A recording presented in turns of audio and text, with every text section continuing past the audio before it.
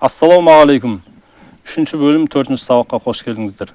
Жалпы бұл сабақта біз құлпынайдың қалай мұртшаларын қиып аламыз. Егер өздеріңіз осындай егін алқабына барып қиып алатын болсаңыздар, сол кезде қалай қиып алу керек, және де қалай бұны тамырлатып алу керек.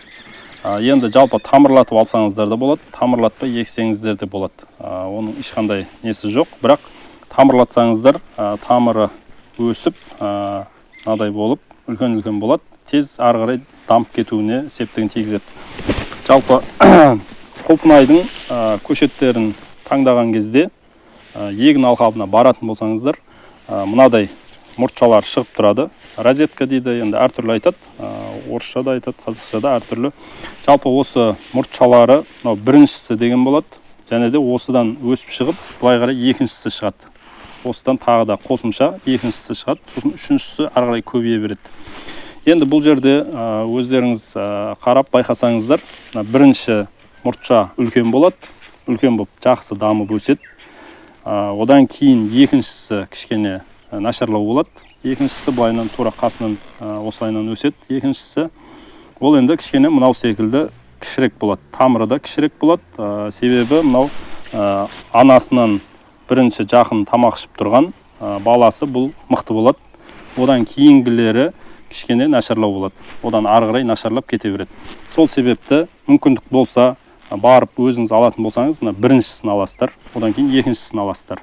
Енді үшіншісі кішірек болады, оның дамып, ол мынандай болам дегенше тағы да біраз уақыт кетеді. Ал егер сізге салып жіберетін болса, жаңағыдай өзіңіз барып алам алсаңыз, сізге салып жіберетін болса, онда ол кісілерге де ескертіп бір ауыз айтасыз. Осындай біріншісін, екіншісін алып бер деп. Одан кейін бұл жерде келіп мынадай қайшымен қырқып аласыз. Оны мына жерлерінен қырқып алып кете бересіз. Ең басында осылайынан ұзын қылып, осындай ұзын қылып алып кете бересіз. Бұны үйге алып барғаннан кейін барлығын жаңағыдай суға салу қажет. Қырыққаннан кейін немесе бірденен егер мүмкіндік болса суға саласыз. Егер мүмкіндік жоқ болса, мынадай қара пакетке, осындай қара пакетке саласыз да, кесіп салып аласыз барлығын, санап салып аласыз.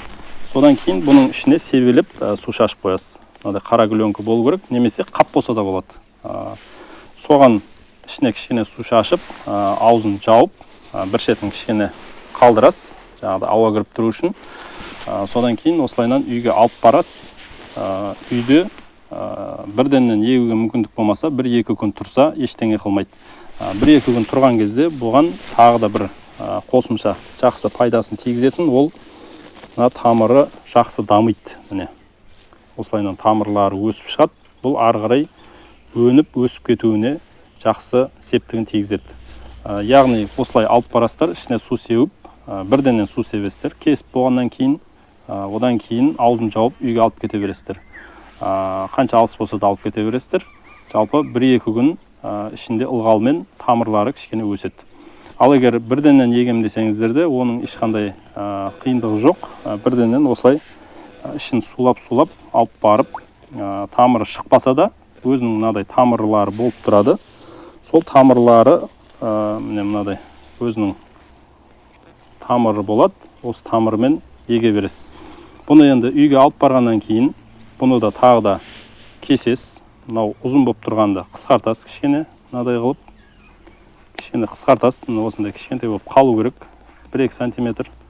Одан кейін мынадай жан-жағындағы үлкен жапырақтарын алып тастайсыз.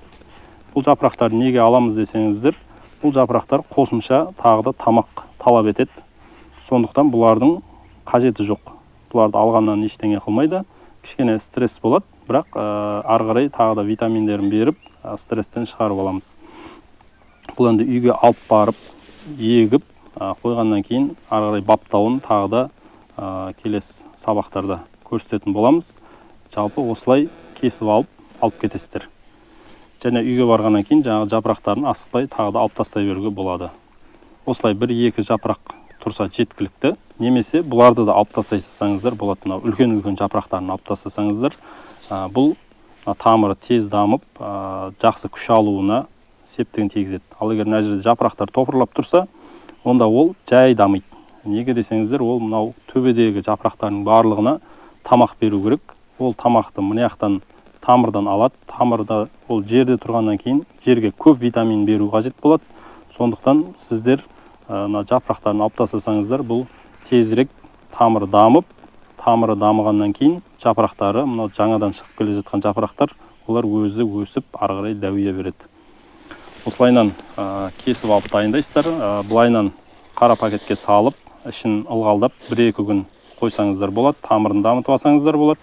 Немесе осылай еге берсеңіздер болады.